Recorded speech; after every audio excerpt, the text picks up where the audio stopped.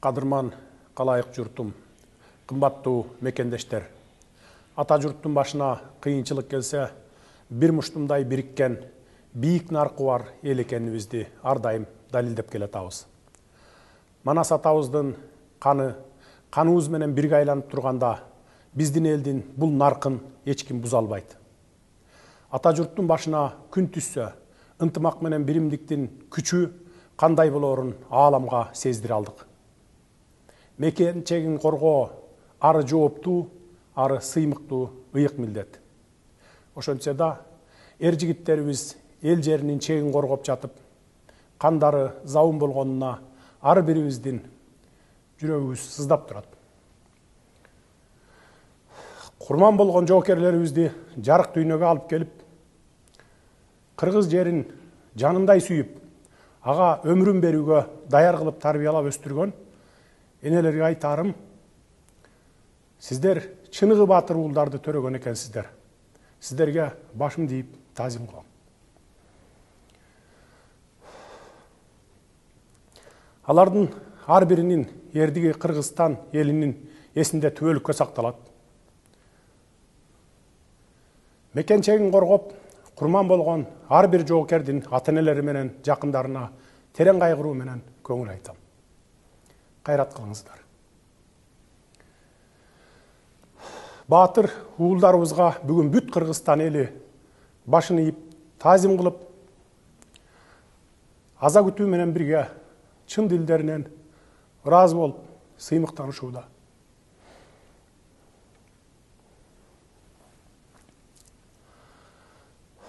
Эр жигит эл четинде, жоо бетинде дейт.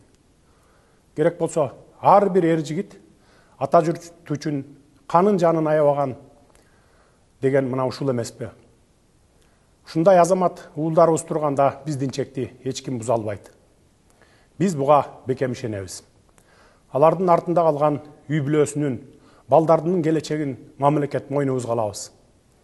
Баткен чек арасындагы кандуу кагылышууну укканда, чыдамы кеткен ар бир ата уулубуз баскынчылардын мындай жоругуна кайдыгер эмес экендиктерин билдирип чыгышты. Республиканын бүткүл аймагынан мекендештерибиз жеке демилгелери менен ар кандай жардамдарды уюштуруп, Баткенге жөнөтүшүүдө.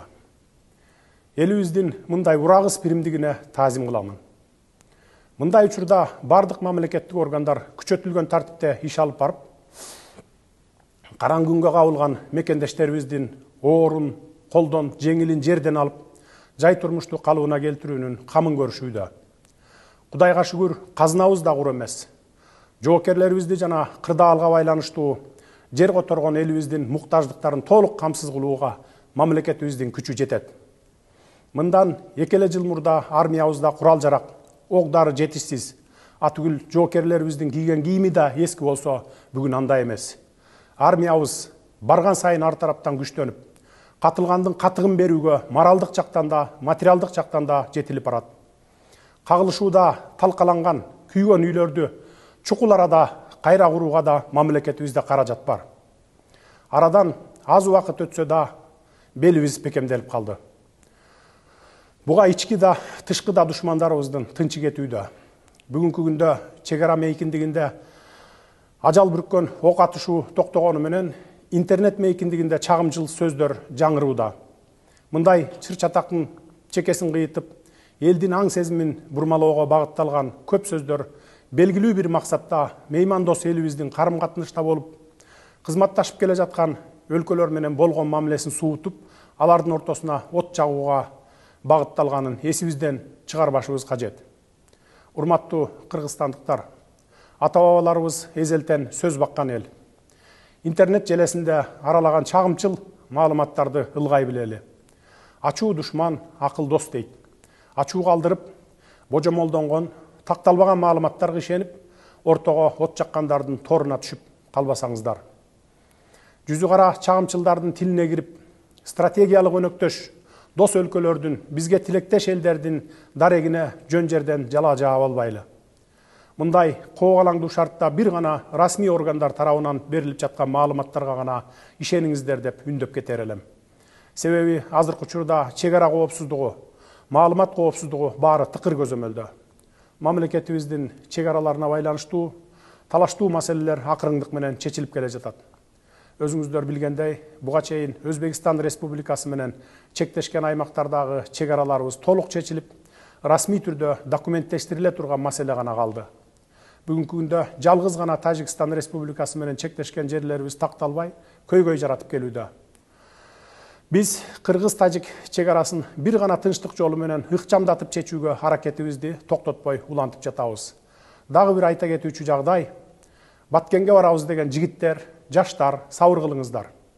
Мамлекеттин аскер дараметин мурдагыдай көрбөңүздөр. Кудайга шүгүр, армиябыздагы абал бүгүн башка. Чек арабызды бузгусу келгендерге толук жооп берүүгө жараган эр азаматтарыбыз, күч кубатыбыз бар, жетиштүү.